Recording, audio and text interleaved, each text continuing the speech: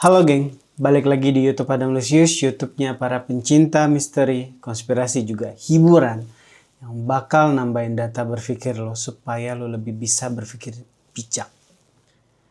Di sesi kali ini, gue sama Feni bakal ngelanjuti astral frekuensi gue ke piramid Mesir. Dimana di sana kita mendapatkan informasi secara sudut pandang supranatural dan menemukan beberapa eksistensi yang mungkin bisa kita interogasi sih. Cuman dengan lebih slowly lah, nggak kasar seperti dulu lah. Cuman kalau keadaannya memang harus kita ngegas ya kita ngegas gitu. Oke geng, kalau gitu kita langsung ngobrol dan diskusi aja sama Feni. Fen, gimana kabar lo Fen? Sehat? Sehat, baik Bang. Alhamdulillah. Lu gimana Bang? Baik, seperti biasa. Puasa lancar? Lancar. Cuman pegel-pegel aja, Fen. Pegel-pegel. Tapi ini bentar lagi. Pegel-pegel aja. Karena kan sekarang ini kan syutingnya tiap malam kan ya. Syuting tiap malam. Ya akhirnya jam tidur pun jadi mulai terganggu. Tapi so far oke lah. Tapi banyak yang pada seneng Bang karena gas terus gitu kan konten lu kali ini. Iya sih. Senang sih Fen. Kayaknya kalau netizen tuh kalau gua ngegas tersiksa mereka seneng Fen. Mereka punya fetish yang agak lain kayak netizen gua. Tapi so far oke lah, mereka selalu support gue. Itu yang gue seneng dan terus mencari pengetahuan lah. Dan Air Warrior juga selalu ya saling mensupport lah di situ. Jadi aman aja sih sebenarnya, lancar lah. Ya, karena gimana ya, tiap kali lu on action gitu ya, terutama kalau lu astral frekuensi gitu, sekarang kan udah lebih banyak lu korek info gitu loh. Jadi ya namanya manusia kan selalu penasaran gitu, pengen tahu aja gitu kan. Jadi mereka haus akan informasi sih memang. Sebenarnya ada sisi dimana gue seneng Fan, gue happy dengan semua pengetahuan yang gue dapat gitu, dan gue bisa juga share ke kalian tuh gue juga senang. Cuma ada satu sisi dimana gue ketakutan kan, ada takut dimana kayak ya ada sisi nggak semua orang itu baik gitu loh, nggak semua orang tuh baik untuk menerima pengetahuan itu dan dijadikan sebuah edukasi dan pembelajaran hidup kan. Ada sisi di mana gue khawatir bisa aja pengetahuan ini untuk sesuatu yang berbahaya. Iya. Di situ. Selalu Berbahaya. ada dualisme ya. Nah itu yang ada ketakutan. Bisa lagi berpikir. bisa juga dimanfaatkan. Nah itu bahkan soal DNA aja kan, tadi sore gue udah info Fan, gue ada ketakutan di DNA ini. Jadi kayak kemungkinan kalau untuk beberapa kelas kayaknya nggak bisa terlalu umum gitu loh. Iya. Nggak Bahaya bisa karena dicampur ya. iya, karena ya gue pernah jadi penjahat lah gitu loh. Gue jadi pernah penjahat. Kalau ada orang yang belum selesai, dia kondisi masih jahat gitu loh, menerima informasi yang gue terima, otomatis ini jadi sebuah pengetahuan untuk dia berbuat jahat, Fen. Itu bisa. Bisa banget sih Bang itu. Nah itu mungkin lebih hati-hati aja sih ke depan. Untuk soal, gue lebih takut di soal di DNA sih. Karena buat gue pribadi gue nanya kan, nah gue nggak tahu lo ya, tapi gue nanya beberapa klien, beberapa circle gue gitu. Ya gue nanya untuk DNA nih tes kepribadiannya di peringkat berapa ya setelah lo ikut beberapa tes kepribadian, gue tanya gitu kan. DNA nomor 1 karena nggak bisa ditolak. Karena hari ini misalkan lo tes kepribadian, tahun depan itu mungkin bisa berubah. Iya. Ngerti kan? Bisa aja lo hari ini A, mungkin setengah bulan kemudian atau setahun kemudian lo bisa jadi B gitu kan. Cuman kalau DNA dia sudah ngunci karakter lo, dia nggak gerak. Di saat lo mikir dia DNA tahu apa, di saat lo nggak mikir DNA tahu lo apa sebenarnya, dan masa berpikir lo seperti apa, dan garis hidup lo seperti apa. Semengerikan itu sebenarnya. Setuju sih Bang, karena DNA itu tuh kayak akarnya Bang. Jadi mau lu nambah pengetahuan apapun, mau lu nambah pengalaman apapun, itu tetap itu kayak sifat dasar lu itu tetap ada gitu loh. DNA itu kayak dasar banget gitu, akarnya banget. Jadi itu benar-benar core lah ya. Jadi nggak akan berubah gitu loh. Cara lu ngerespon, cara lu Mikir. apa ya, mikir, semuanya itu ada di situ Bang gitu loh. Mau kata lu nambah pengetahuan pun mungkin karakter kita bisa, kepribadian kita bisa upgrade gitu ya dengan pengetahuan baru gitu ya. Kita bisa punya pemikiran yang berbeda daripada yang dulu gitu. Tapi sifat dasar itu nggak bisa berubah. Nah itu adanya di DNA yang gue bilang itu. Gue juga udah mencoba ke beberapa orang, bahkan sampai ke anak-anak pun gue udah bisa mendetek itu gitu loh. Dari anak-anak ya, maksudnya udah bisa kedetek. Oh iya. Umur berapa lo bisa detek, Fen?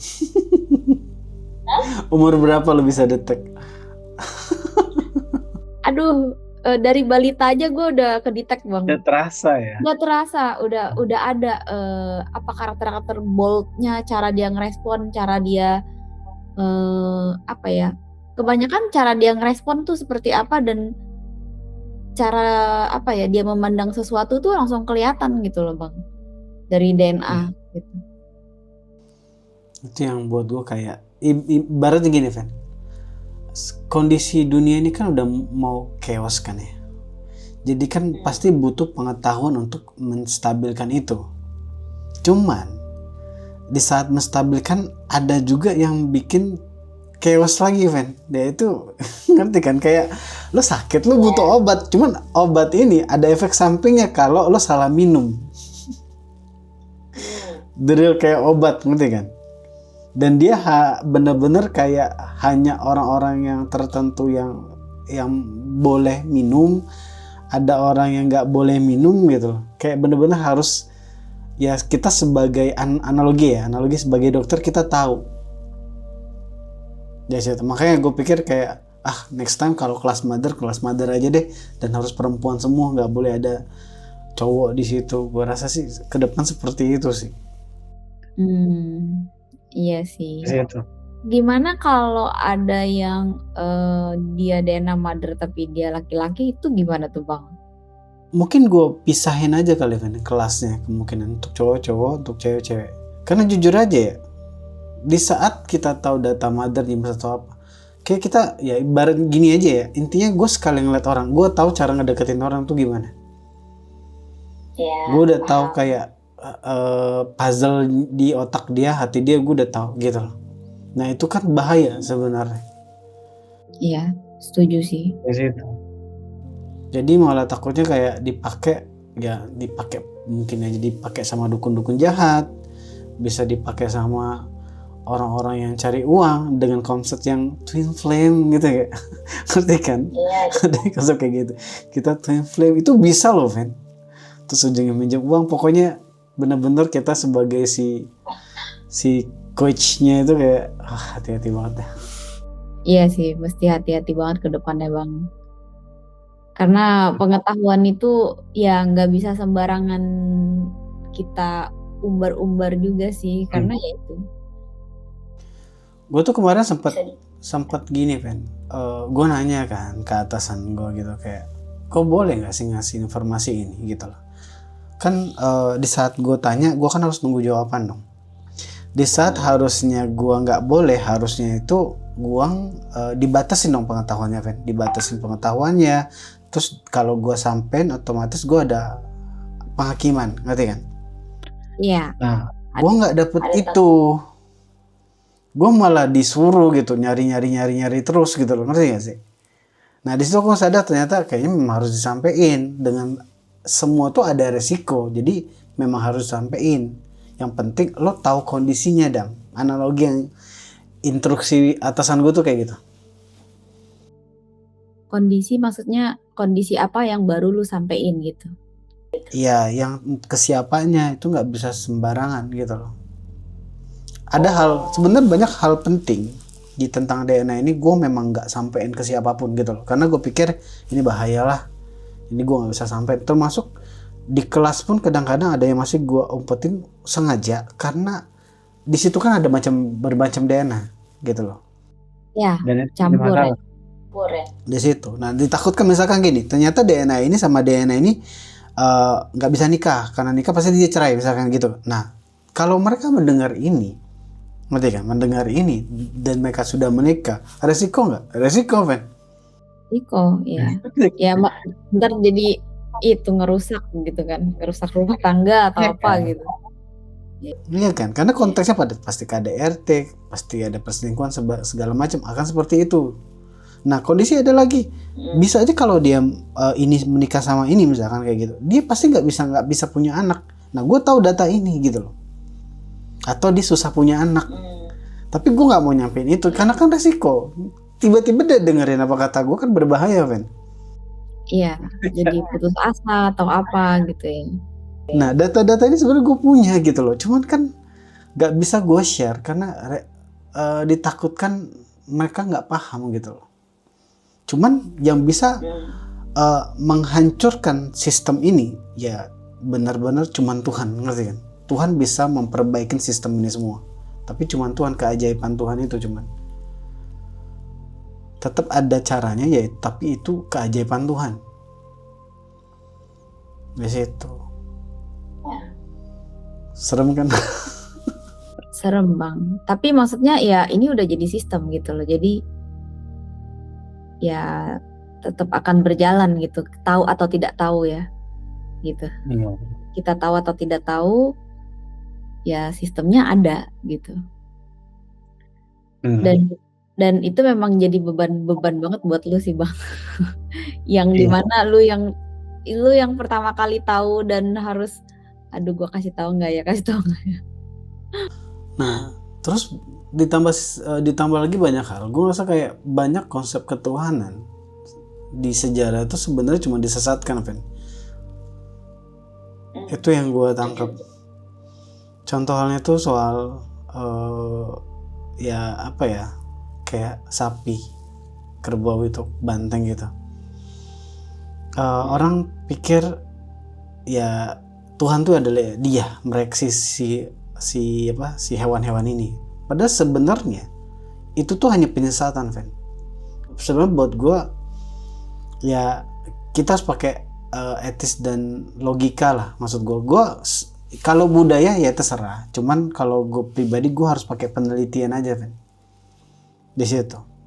Karena bisa aja hewan tersebut itu tuh ya kalau kita lihat ya, hewan tersebut tuh konteksnya itu adalah dia penurut sama tuannya. Ya banteng yang sejenis dari itu kan dia cuman kayak jadiin ya untuk apa ya kita ngomong ya, kendaraan pengangkut gitu, bisa jadi kendaraan pengangkut. Nah, bajak sawah segala macam deh itu. Bener-bener kayak harus digiring, bahkan kita yang menggiringnya loh, Fen. Iya. Nah, ya bener-bener butuh gembala, Bang. Nah, jadi yang gue tangkap di sini, hewan tersebut sebenarnya, Fen, adalah simbolik dari manusia yang menyembah bangsa alien atau iblis fisik atau ya dunia iblis lah. Nah, si kerbau atau si banteng ini atau sejenis itulah ya, gue rasa mereka itu adalah simbolik manusianya. Misalkan gue lebih berpedoman ke situ sebenarnya gitu, berpedoman ke situ. Ya berarti gue jadi si banteng dan sejenis itu, ngerti kan? Sejenis itu. Ya ini perspektif supranatural ya, Fen. Perspektif supranatural, hanya perspektif gua secara sudut pandang supranatural gitu. Ya analogi kayak gitu. Kalau buat gue pribadi, makanya ada simbolik kemarin itu kan ada sapi yang dibakar kan ya di Iran ya, sapi yang dibakar di Iran. Nah cuman nggak ada apa-apa kan gitu, nggak ada masalah apa. Si bangsa yang Israel juga, yang elit global juga nggak marah-marah kenapa-napa kan, Karena sejati bukan itu Tuhannya sebenarnya. Paham kan, Van? Iya.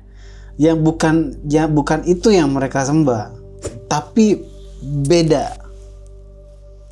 Makanya itu waktu di Menara Babel di membership gue bilang ya sebenarnya yang mereka sembah itu adalah Nibel sebenarnya. Nibel atau dewa semut atau atau garis miring Anunnaki atau sebenarnya iblis fisik atau alien sebenarnya. Itu yang gue tangkap sih, Ben.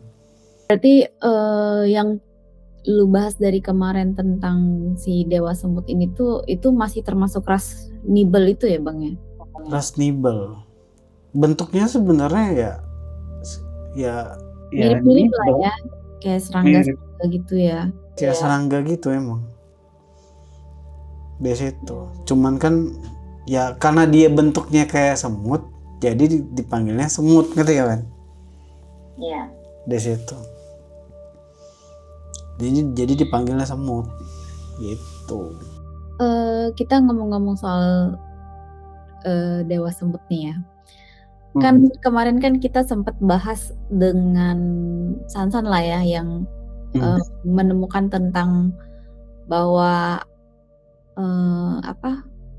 dari bahasa Hopi, bahasa orang Hopi, di mana itu sebenarnya masih suku Aztec dari Amerika kuno gitu ya. Suku Aztec itu kan dari Arizona ya, khususnya dari daerah Arizona. Nah, Anu itu artinya semut. Nah, kenapa gue ngomong soal bahasa Hopi ini, Anu? Karena pas gue lagi ngecek tentang piramida di Giza, di piramida itu kan sebenarnya dibangun dengan koordinat yang sangat presisi dengan rasi bintang Orion. Jadi gue cari tahu lah kenapa mereka bikin sesuai dengan titik rasi bintang Orion. Dan ternyata rasi bintang Orion itu punya makna tentang rebirth atau kelahiran kembali. Jadi mereka pada zaman dulu itu raja-rajanya itu mempercayai bahwa dengan rasi bintang kita membangun Giza itu, maksudnya piramid itu dengan rasi bintang yang sama dengan titik rasi bintang Orion, itu akan membuat mereka yang dimakamkan di sana itu akan terlahir kembali gitu ya. Dan di mana kemarin waktu astral frekuensi lu yang sebelumnya itu kan lu mengatakan bahwa waktu ke sana di piramid itu seperti itu sebuah mesin reinkarnasi ya Bang ya. Nah, cuman gue agak penasaran aja gitu. Kenapa rasi bintang Orion gitu loh. Pas gue cari tahu tentang Orion lagi, Orion itu apa? Orion itu tuh jadi sebenarnya berasal dari mitologi Yunani kuno gitu kan. Ada hubungannya dengan beberapa cerita di Epic Gilgamesh dan lain-lain gitu ya.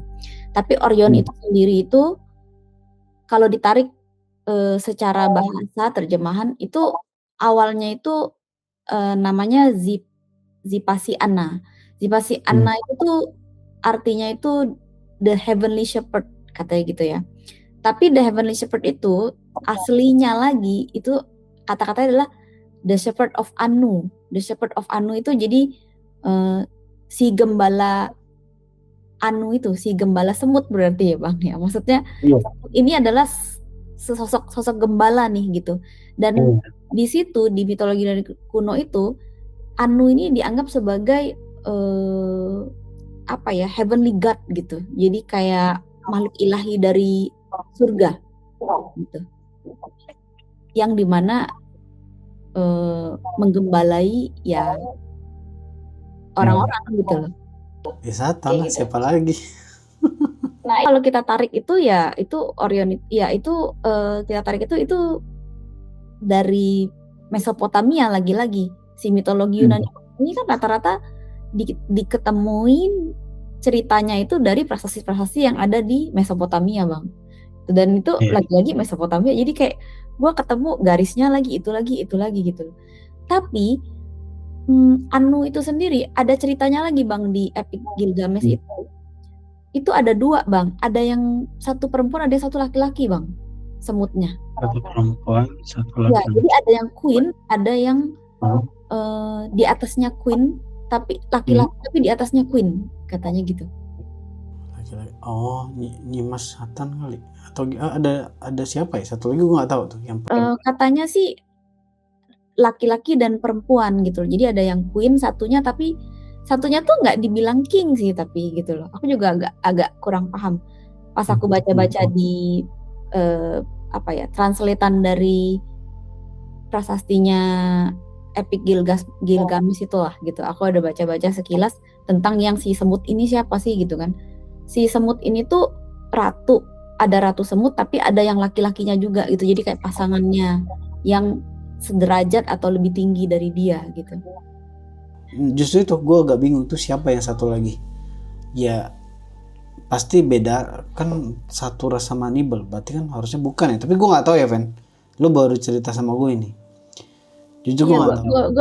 Gue baru ingat kalau gue pas nyari-nyari tahu kok ternyata ada si ratu semut ini tuh punya pasangan gitu loh. Gue rasa lo harus bikin konten di Elwario sama Sansan sama Faustina kan. Iya sih, mereka kan apalagi Faustina kan lebih banyak baca tentang mitologi Yunani ya. Iya. Gue sih baru menjamah-jamah sedikit terus kayak wah ini karena clue tentang Dewa Semut dari lu jadi lebih apa ya, kayak lebih paham gitu loh. Ceritanya kan rumit banget Bang, bikin kayak aduh ya ampun dewa ini dewa itu terus god ini god itu, kayak ngebacanya pusing ya. Dulu gue baca pusing banget, tapi setelah gue dapat clue dari lu tentang Dewa Semut tuh kayak lebih gampang gitu loh ngebaca. Oh ini siapa ini kira-kira siapa gitu. Tapi serius Ven, habis lebaran lo harus konten itu sih Ven, kopi. Iya sih. Kopi, iya harus tuh, biar lebih jelas lagi. Iya, keren sih. Tentang apa sebenarnya. Jangankan lo ya, gue aja yang baca Kitab Astra sampai gue bengong, apa hubungan sama Dewa Semut, ini Dewa Semut apa bener atau enggak. Jadi otak gue sebenarnya kayak pas ngecek itu tuh, ini bener apa enggak sih, ini masa semut sih gitu kan, nggak masuk logika gue gitu. Cuman pada akhirnya kan biasa Elwarriors nge-support penelitian kan, dicari sama mereka tuh, oh ternyata semut itu ya yang dimaksud Dewa Semut ya Dewa Anunnaki Bang, kata dia kayak gitu. Terus lo cari juga, terus Faustina pada nyari semua kan, akhirnya puzzle kebuka. Ya lambat laun ya pasti ujungnya Ven, dari tadi gue bilang sejenis banteng dan sejenisnya itu sebenarnya menganalogikan si manusia, drill manusia yang menyembah si Nibel atau Anunnaki atau iblis fisik atau sejenis itulah. Bangsa itulah ya. Ya, jadi kita tuh adalah di saat gue menyembah mereka, aku adalah kerbau. Selesai. Di situ. Tapi dengan kondisi kita punya power ya, Ven. Jadi yang gue tangkap itu orang yang menyembah mereka itu jadi manusia yang kuat, cuman sifatnya seperti kerbau, nggak sadar. Di situ. Sama dengan adalah lu cuman budak doang udah. Ya pokoknya lu ternak udah. Iya. Lu hewan ternak ya. Kita ke depan itu petualangan kita akan mengungkap banyak hal. Gue nggak tahu, ini sebenarnya udah main di tengah jurang sih sebenarnya. Yang gue tangkap, gue ngungkap yang sebenarnya satu, gue ngelawan sistem spiritual. Kedua, gue ngelawan sejarah. Karena gue sadar kayaknya ada permainan di sini.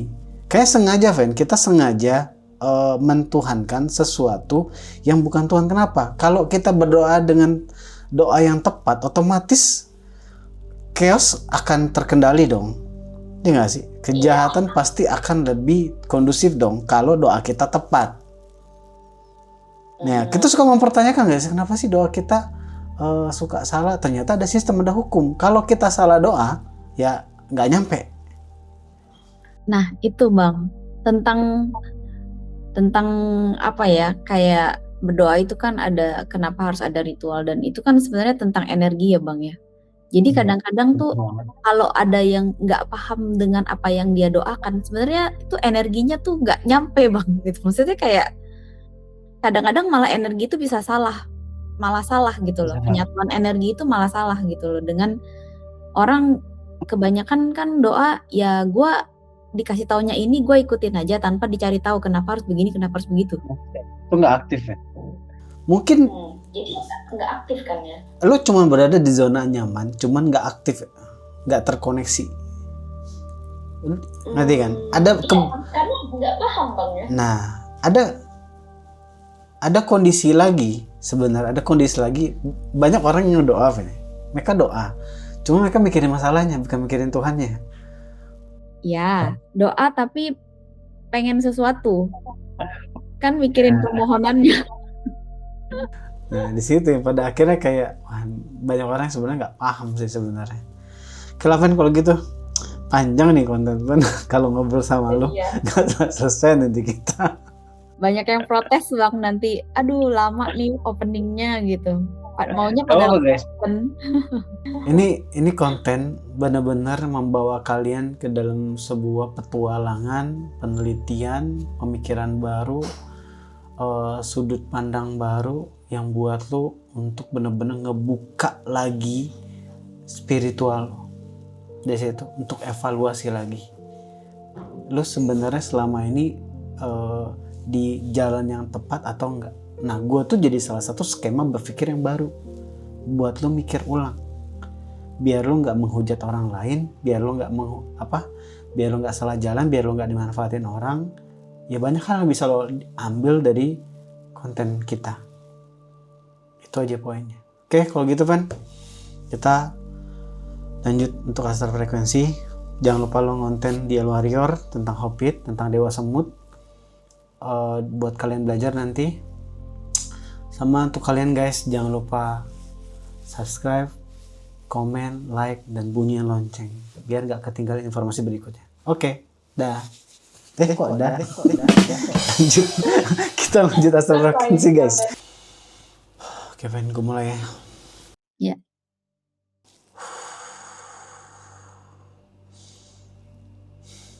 Netral.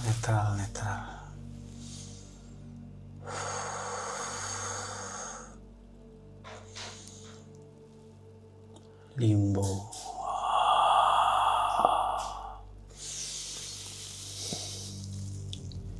Ya Tuhan,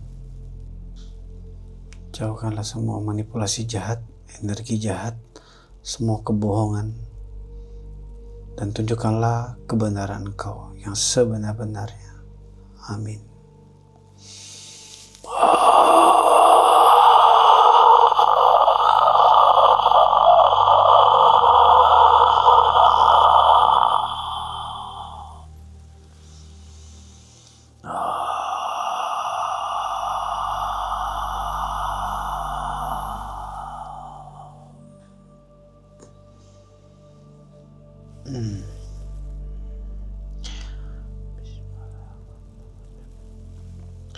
Entah, Van, gue masuk ke dalam memori ke peti yang kemarin. Gue pindah ke situ. Kayaknya universe pengen nunjukin gue sesuatu.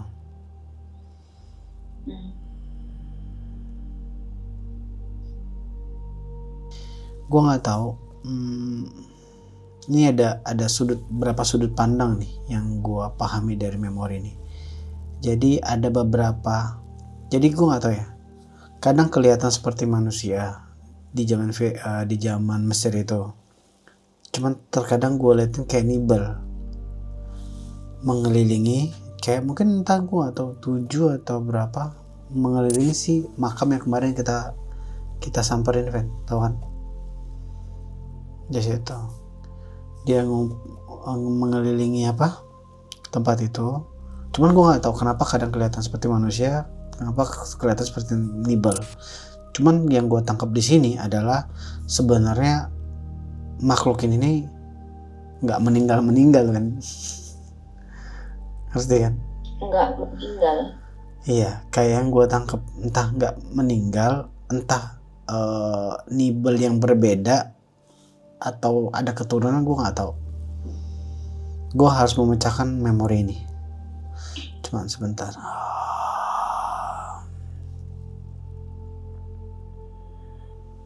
Kayaknya enggak. Kayaknya ini keturunan nibel-nibel sebelumnya, Van. Jadi salah satu ada kayak satu orang dari kelompok ini. Jadi kita kan berada di memori ini berada di ruangan ya. Memori ini berada di ruangan dan satu nibel atau orang ini dia ngomong kayak gini. Jadi dia bilang nibel atau manusia ini dia bilang kayak gini. Kita harus ninggalin beberapa sejarah ya sebagai bukti dan kita harus menghapuskan sebagian biar dia nggak kayak manusia tuh nggak tahu yang sebenarnya, Van.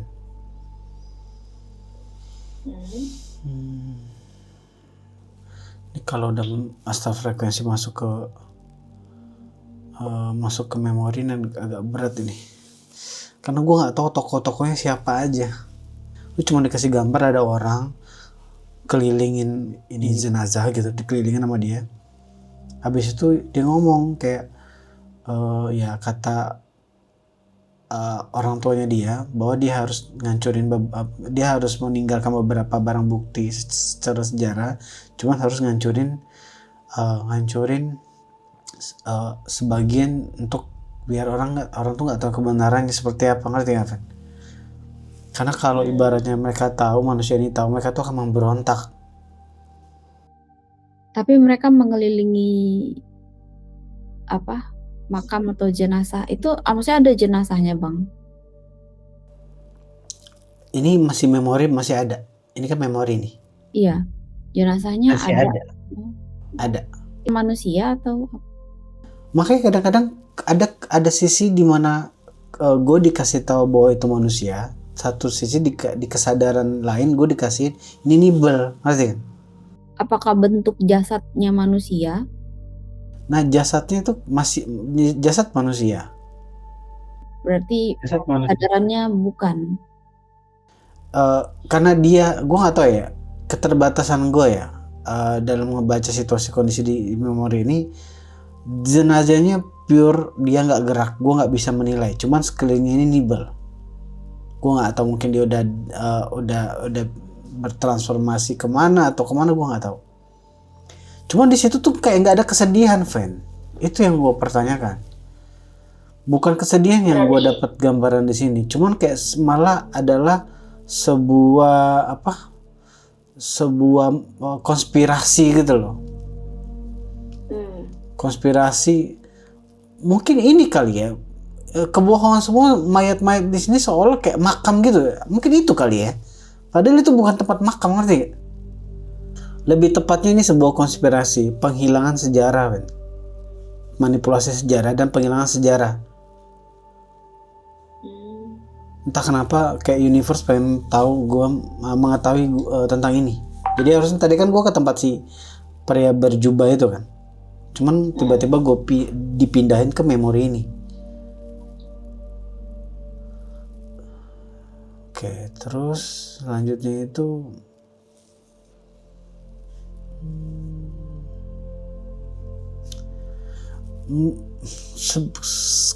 ada banyak rekayasa, Ven, di semua artefak itu, Ven. Kayak bener-bener kayak digelapkan gitu loh tentang pengetahuan. Ya emang kebanyakan peninggalan kita kan sepotong-sepotong doang, nggak lengkap. Tapi di memori ini, Ven, gue ngedapetin kayak entah gimana ceritanya, ada hubungan Noah kapal dan Osiris punya kapal. Tapi gue nggak tahu hubungannya seperti apa. Gue nggak paham. Gue harus cari tahu dulu. Gue lanjut lagi ke memorinya. Tuhan bisa lebih jelasin lagi nggak nih memori ini? Secara simbolik memang ada Ship of Osiris atau memang Osiris sendiri ada ceritanya yang terkenal pernah membuat sebuah ark gitu ya. Ark itu ya semacam kayak kapal atau kotak dari kayu yang sangat besar dan itu digunakan di Sungai Nil. Oh, Osiris juga melakukan itu. Iya, melakukan itu juga, ada cerita yang terkenal. Dan dia melakukan itu untuk menjaga keselamatan dari banjir juga. Kalau di kisahnya Osiris itu bukan banjir tapi typhoon. Typhoon, angin badai juga dong. Typhoon yang sorry apa bang?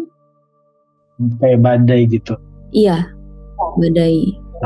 Hampir sama dong kalau gitu. Gua nggak habis pikir. Nih balik lagi kan, pengetahuan kita nih agak lain nih kan, di luar dari perkiraan nih. Apa hubungan antara Noah dan Osiris? Apa ya? Gue curiga, cuman gue nggak bisa ngomong apa-apa di sini. Nah itu dia bang, gue juga pas lu bilang soal Osiris sama Noah, gue tuh juga sempet ngebaca kisah tentang yang ada di Epic Gilgamesh gitu. Gilgamesh sendiri itu pernah melakukan perjalanan untuk mencari satu sosok yang mirip dengan ceritanya Noah, tapi ceritanya Noah pada saat dia sudah melewati musibah air bah gitu ya. Nah, kemudian di sini gue juga ketemu data yang bisa dibilang coincidence atau ya masa iya kebetulan sih ya, tapi bisa dibilang kebetulan kisahnya Osiris pada saat dia membuat sebuah ark untuk dia melewati sebuah badai gitu ya. Nah, itu dia membuat ark itu pada saat dia kalau di kisahnya Osiris dia itu dikhianati oleh 14 konspirator gitu. Jadi kayak ada orang-orang yang berkonspirasi untuk mengkhianati si Osiris gitu ya. Kemudian dia membuat ark gitu. Karena dia tahu badai akan datang gitu. Nah, kebetulan kalau dihitung secara perkiraan waktu itu sama dengan pada saat Noah masuk ke dalam ark juga gitu. Wah, Fen, kok makin serem nih pengetahuan kita nih. Sumpah. Karena itu Osiris itu dibilangnya semacam God of Death and Rebirth. Jadi kayak melewati kematian dan hidup kembali. Karena dia melewati badai itu gitu. Dengan artnya. Makin tahu makin banyak puzzle, bukan mempersempit puzzle. Nah guys, kalian udah tahu kan, ini penelitian ini harus diteliti lagi guys. Cuman kita coba untuk open mindednya, jangan mikirin waktu, karena nggak ada yang bisa menentukan waktu di dalam sejarah. Jadi pinggirin waktu, cuman kita samain kondisi tokohnya. Yang jelas kurang lebih yang bisa gue informasiin di situ. Gue lanjut lagi ya. Iya.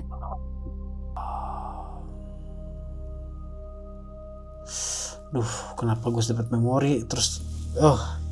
Gue cuman PR-nya kalau atasan ngasih informasi kayak gini, Ven. Lo cuma dikasih gambaran sedetik kurang dari per mili detik gitu. Jebret kayak ada gambarnya apa tuh? Kayak bukan Anunnaki apa sih namanya, yang kayak kepala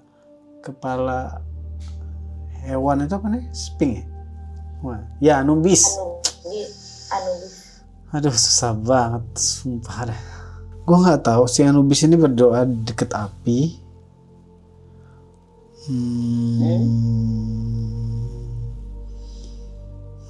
Doanya gue nggak mau nyebutin doanya lah. Terus gue nggak paham nih ya. Jadi si Anubis itu, ini gue baca memori ya, gue jujur nggak ngerti nih, Van. Jadi si Anubis ini melakukan sebuah ritual untuk memanggil sebuah bencana yang berhubungan dengan banjir tadi. Gue nggak tahu. Atau yang disebut, yang gue nggak tahu ya. Kalau mau mengkhianati Osiris tadi.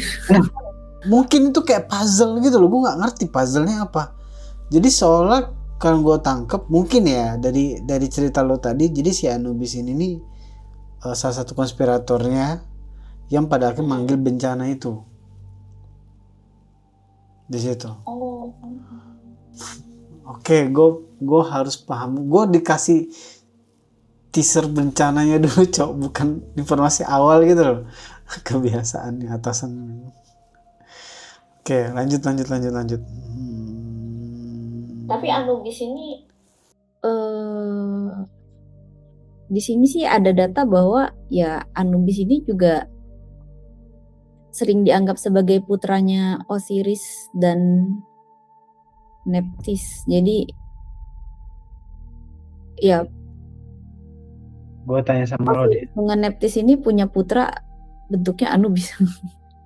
Wow. Gue tanya sama lo deh. Ini gue nggak tahu ini masuk on cam atau luar on cam. Anak Noah ada yang berkhianat gak? Anak Noah, setahu gue ada satu ya. Udah lah, Fen. Oke lah, Fen. Kita nanti cari teliti lagi ya, Fen ya. Gue gak ngeri sih. Kan kalau di Alkitab ya kan ada 3 anaknya. Terus ada satu yang mengejek bapaknya ya, karena bapaknya mabuk, minum anggur sampai mabuk terus telanjang gitu, terus anaknya ngejek bapaknya gitulah gitu deh. Jadinya di apa ya, dikutuk kalau nggak salah, bukan dikutuk apa ya, ya kayak dikutuk gitu sama si Noah gitu, keturunannya. Guys, ini PR ya guys, kita harus cari tahu. Dan ini gue cuma baca memori doang ya, gue bener nggak bisa menyimpulkan apapun, tapi setelah ini gue bakal penelitian sih. Oke, lanjut. Ini kita ngambil sebuah skema ya, Fen, skema penyimpulan ya. Ini baru skema ya, bukan gue udah yakin seperti kayak antara Anunnaki dan Dewa Semu itu sama ya. Kalau ini gue jujur baru pakai skema. Kita nih baru ketemu puzzle-puzzlenya Bang, belum dicocokin semua. Ini baru puzzle-puzzle ya guys ya. Lanjut, selain apa lagi? Siapa tahu nanti di komen-komen ada yang bisa saling melengkapi. Terus banyak orang yang gue nggak tahu, kayak si Anubis ini memotong beberapa Anubis ya. Tapi kayaknya gue nggak tahu kayak ada kasta di Anubis ini, gue nggak tahu. Cuman ada bagian yang kayak pengawal, tapi Anubis juga dia tuh kayak motong kepala manusia gitu loh, Fen. Tapi kayak dikorbanin atau gimana gue nggak paham. Kayak dihukum gitu loh. Bilang dihukum, cuman kayak dikorbanin. Kayak gue gak bingung sih, di depan sang raja. Nah, gue nggak tahu rajanya siapa. Rajanya siapa tuh? Nggak tahu gue. Tapi gue rasa ini bukan Osiris. Oke. Lanjut. Gue pindah langsung ke ini dulu deh. Ke makam tadi deh, gue ke realita dulu deh. Memori ini terlalu berat buat gue. Gue juga ikutan berat banget kirimnya. Jadi ada berapa mayat, Van ya? Yang sebenarnya itu cuma pedagang doang, Van. Untuk ngelabuin doang, ngerti nggak, Van? Pedagang ditaruh di situ. Iya. Jadi jenazah itu. Bukan raja berarti ya? Nggak lucu kan sebenarnya mereka. Jujur ini nggak lucu. Kalau semuanya jenazah di sana, ya mungkin cuma 1 atau 2 jenazah yang asli, mungkin sisanya udah OTW ke zaman sekarang, Fen. Gak lucu kan, Fen? Gak lucu sih. Itu sangat mungkin sih, Bang. Maksudnya setelah tahu tentang pemindahan badan, maksudnya bisa pindah badan doang gitu, itu udah sangat mungkin banget sih, Bang. Karena ya ada muka-muka orang sama gitu loh. Gue pernah kayak dapetin di media sosial gitu kan. Si ini mukanya mirip zaman si ini. Memang mukanya mirip, gue perhatiin gitu kan. di situ. Cuman kayaknya entah kebetulan entah gimana, gue juga belum tahu. Cuman gue khawatir aja ya, sejarah di otak atik di sini, dan biar kita nggak tahu yang sebenarnya apa yang terjadi. Terus pada akhirnya yang dimasukin ke makam ini cuman pedagang-pedagang yang masuk ke daerah sini, Ven.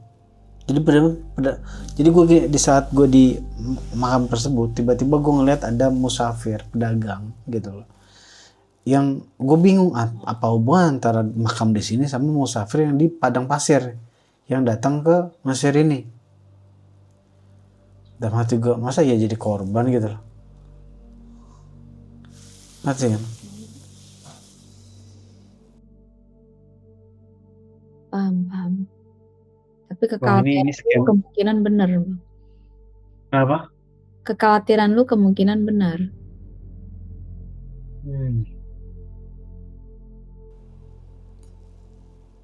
Gak lucu sih, kita ditipu sama banyak hal, nggak lucu sih, Vin. Nggak lucu sih. Harusnya lu udah terbiasa sih, Bang. Cuman nggak lucu aja, Vin. Kayak gimana ya, gue tuh mau berpikir normal kayak orang pada umumnya gitu, cuman terlalu sulit gitu. Tapi semenjak kasus si Jeffrey Epstein itu, kayak gue makin ya bisa aja dong gitu kan.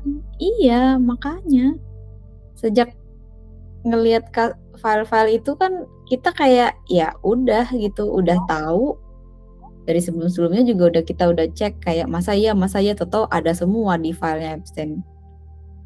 gitu. Aduh, gimana ya caranya? Ya pelan-pelan ya.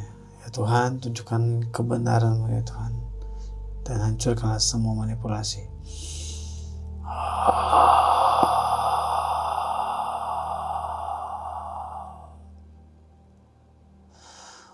Sumpah. Dari gue disuruh baca memori semua hari ini, Ben. Gue rencana mau diskusi. Gue rencana mau diskusi gitu sama si Juba.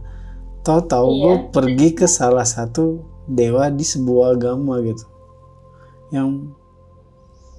Yang badannya biru. Dewa di sebuah agama yang badannya biru. Gue nggak tahu apa hubungannya nih. Terus gimana? Maksudnya itu ada di memori di sana, Bang? Iya, di memori. Gue nggak tahu satu memori atau enggak. Cuman gue kayak tiba-tiba pas gue doa masuk ke situ. Kayak tiba-tiba timingnya tiba-tiba berubah gitu. Timer waktu doang, kondisi tetap ya, timernya doang. Tapi ada di sana, maksudnya masih di memori di Mesir itu, di piramid itu. Iya. Ya udah, kalau gini aja, tunjukkan dia yang sebenarnya apa.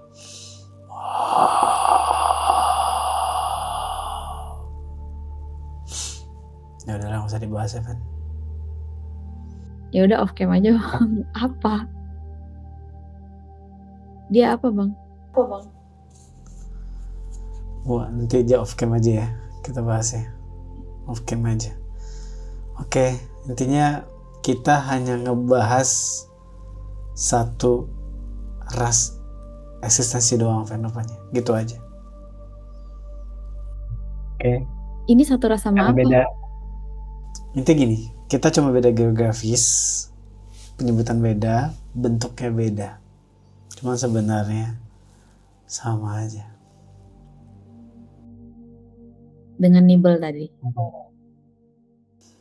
Gue gak bisa ngomong apa-apa lah, Van. Kenapa sih Tuhan ngasih tahu gue tuh sesensitif ini gitu loh. Van, gue gak paham lah, Van, dengan puzzle-puzzle ini, Van.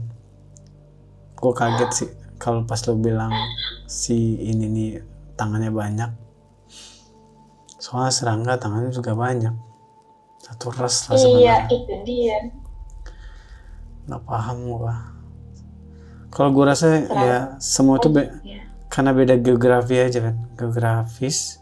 Pada akhirnya Jadi karena keterbatasan pengetahuan pada akhirnya dipermulus bentuknya kan. Iya kan kalau misalnya kita sebagai manusia dengan keterbatasan pengetahuan, terus kita misalnya nih gua nggak tahu apa-apa terus disuruh gambar gitu ya. Tolong gambarin sebuah entitas gitu ya. Dia sangat tinggi gitu, makhluk ilahi atau apapun itu. Terus dia punya ciri-ciri seperti ABCD ya itu akan tergambar dengan sesuai apa yang di pengetahuan di otak gua bang gitu kan. Gua nggak tahu wujud aslinya banget tuh seperti apa gitu.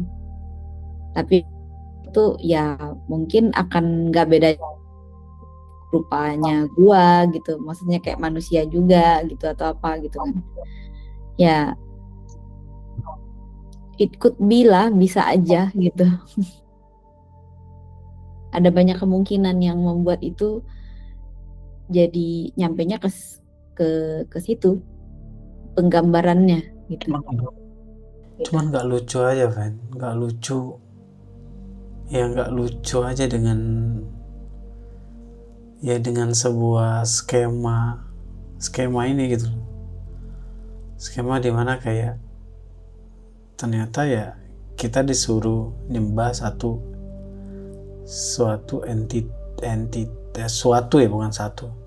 entitas, suatu ras gitu, yang sebenarnya itu juga sebenarnya ya makhluk ciptaan juga, ngerti gak sih? Justru di situ kan bang, di situ lah loophole yang bisa dipakai, celah yang bisa dipakai itu di situ bang, yang paling gampang. Tinggal nambah birokrasi. Birokrasi kalau makin ditambah kan makin bingung bawah-bawahannya bang. Kayaknya gue rasa memang sih kita harus ngebedah secara realita sih, spiritual kita harus dibongkar ulang sih sebenarnya kalau gue rasa. Karena kenapa? Kalau kita salah jalan, Van, itu bahaya sih, Van. Tapi kalau kita udah di fase usaha, salah atau benar nomor 2 lah, kita kan nggak tahu ya.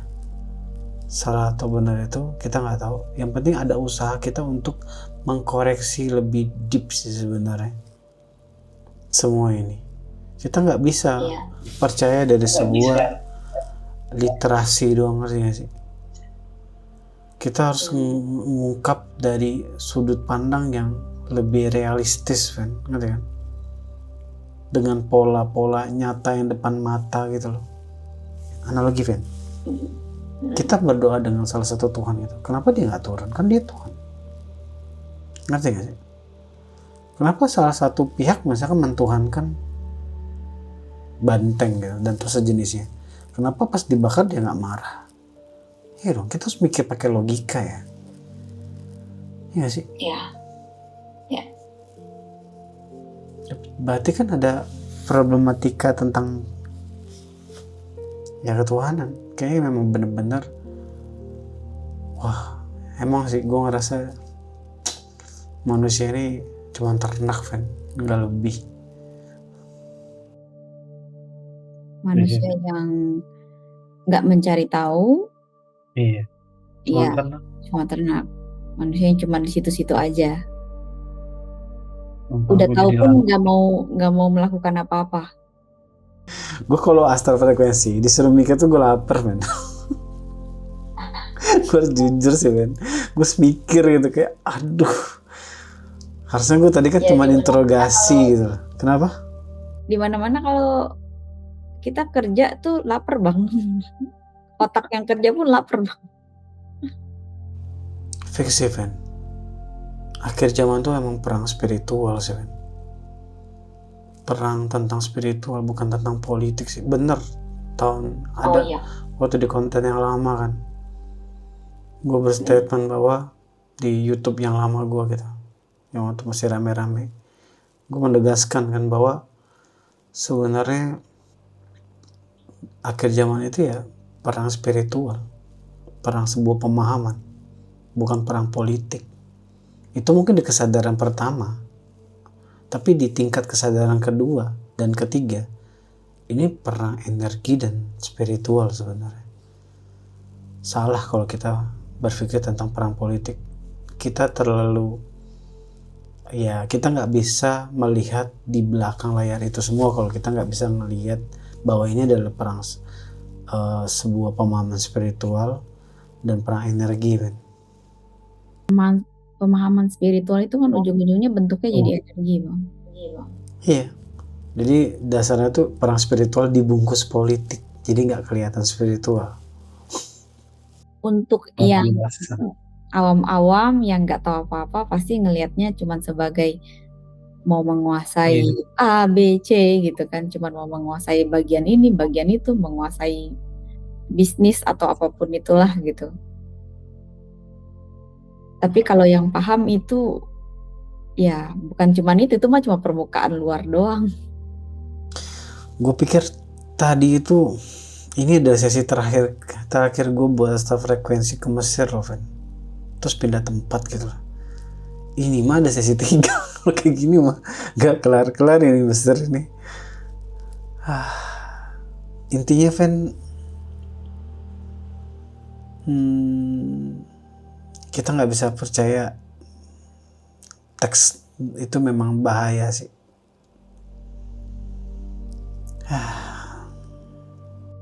Teks itu bahaya, Bang. Gua ngebaca-bacain mitologi aja, mitologi itu apa ya?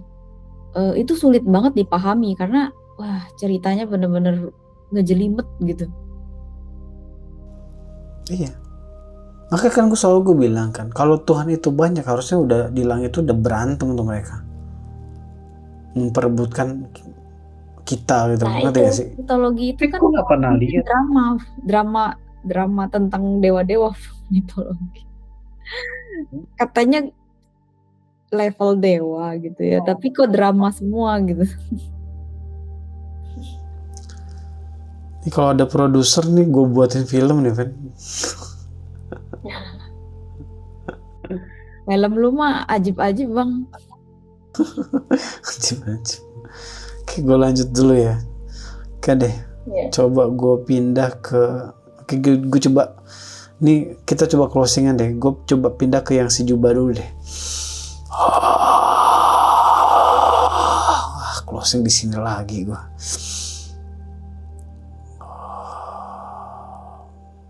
Oke.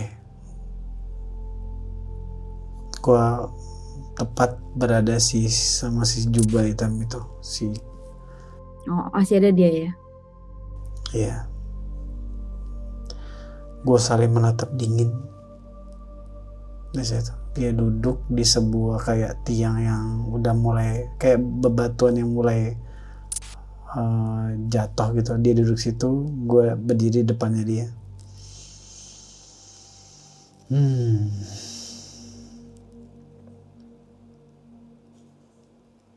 Dia cuma diam, dia ngeliatin gue doang.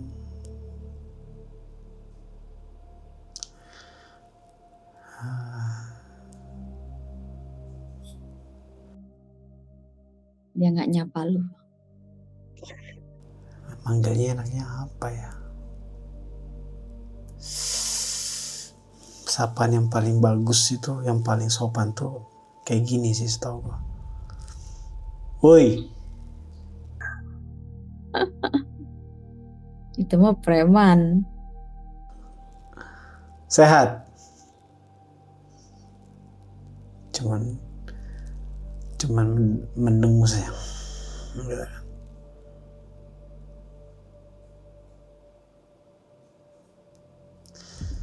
Dia cuman kayak bergumam.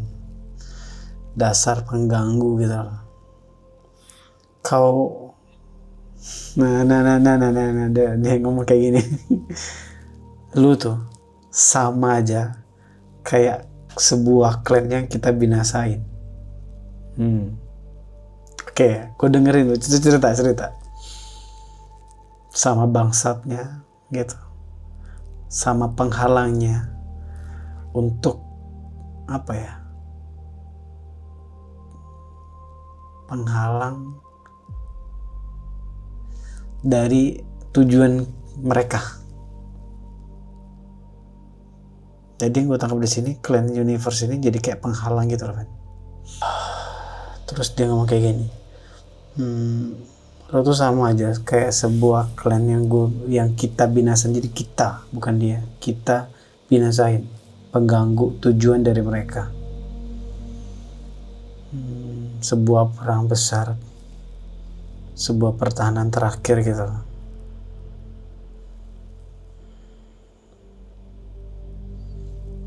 Iya, perebutan. Sebuah perang besar. Iya, perebutan terakhir katanya. Perebutan terakhir semua kayak perebutan terakhir kekuatan. Jadi intinya ada sebuah perang besar antara clan universe dan clan mereka untuk memperebutkan kekuatan yang ada di kutub utara, perebutan di kutub utara lah, kan. Di situ. Itu zaman kapan itu? Gue tuh curiga tentang abad kekosongan, teman gue nggak tahu tepas persisnya di mana, kan. Di situ.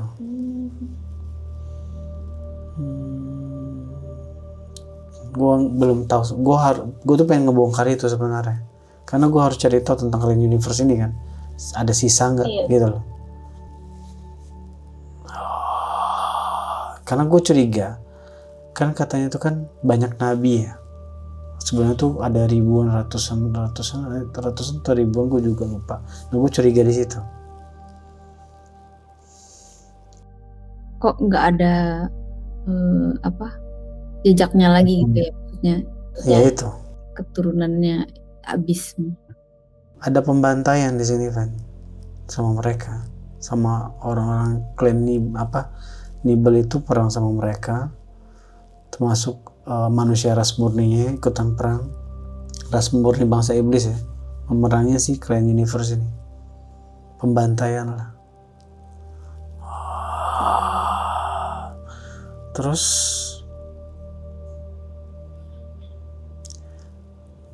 gue nggak tahu, dia bilang kayak gini sih. Gue tanya, kan, terus di mana aja sih kondisi perang segala macam. Ya perangnya itu di setiap wilayah, katanya, termasuk di Indian. India apa Indian? Laut Indian, Mediterania. Oke. Gue nggak tahu lo sejujur apa di saat lo menyampaikan semua ini ke gue. Gue cuma nanya satu hal, kan gue tahu akhir zaman ini kan gue mulai menyadari bahwa kemenangan itu kan ada di tangan kalian ya. Karena kalian mau menang, boleh dong kasih tahu sedikit tujuan kalian apa. Kan kalian bakal menang ya. Tujuan lo apa? Yang pertama, menghancurkan kalian, clan universe ini. Kedua, menghancurkan semua rahim-rahim wanita dengan semua hal-hal yang bisa dimasukin ke tubuh buat rahim wanita tuh jadi rusak, biar nggak ada clan universe yang bisa ada lagi, ngerti gak sih? Di situ. Ya emang nggak paham nih, kan. kesini makin sulit sih. Ngerti kan? Di situ. Jadi dia ngerusak sistem biar clan universe tuh nggak bisa lahir, kan. Jadi ke depan itu mungkin hanya sedikit clan beda. Intinya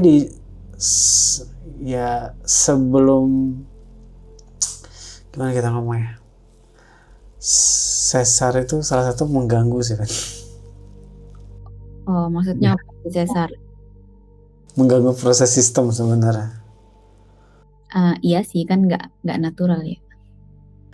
Mengganggu sistem dan ya asupan-asupan itu. Gue berat menyampaikan ini.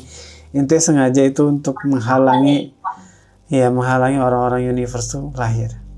Jadi clan universe tuh makin dikit. Di situ. Ya, iya sih. Sekarang bahkan orang banyak yang berusaha sampai pakai bayi tabung gitu kan. Maksudnya demi supaya bisa punya. Nggak enak lagi dia. Dan lo lihat aja kondisi lo nggak sesehat zaman dulu kata dia gitu kan. Iya. Jadi intinya dia merusak sistem, dia merusak orang-orang universe biar sakit kan. Dari situ. Dan itu udah berjalan. Dia itu udah berjalan. Ya, makanya kan lo udah mau menang nih. Gue pancing dulu bentar ya Fen. Ya kan lo kan mau menang. Jadi cerita aja sebenarnya. Terus apa lagi? Ya intinya mereka tuh hanya meneruskan tujuan dari generasi ke generasi untuk mengumpulkan semua energi yang bisa mereka kumpulkan untuk menghancurkan ya salah satu bumi ini kan sih. Tapi menghancurkan dengan kondisi ini ya Fen. Kondisi yang sesuai dengan tujuannya dia ya. Bukan hanya menghancurkan doang, ada tujuan lagi sebenarnya. Jadi tujuan tuh harus tercapai dulu. Iya. Di situ.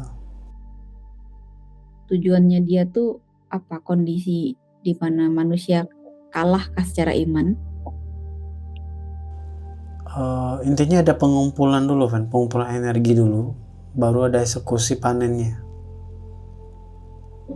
Itu yang gue tangkap. Terus apa lagi? Kata dia gini, kalian berharap jalan keluar yang tepat kan kata dia. Tuhan kalian aja salah yang mana? Ya juga sih Ben. Paham gak lo ejekannya dia? Kita mau cari jalan yang tepat, sedangkan yang lo sembahnya salah. Coba pikirin kata dia. Hebat ya kalian gitu loh, bisa manipulasi, keren banget gitu. Terus apa lagi? Intinya mereka menyiapkan sebuah perang besar sih, perang antar sebuah bangsa sih, ya perang antara malaikat dan bangsa iblis fisik ini sih, dan bangsa jin ini sih.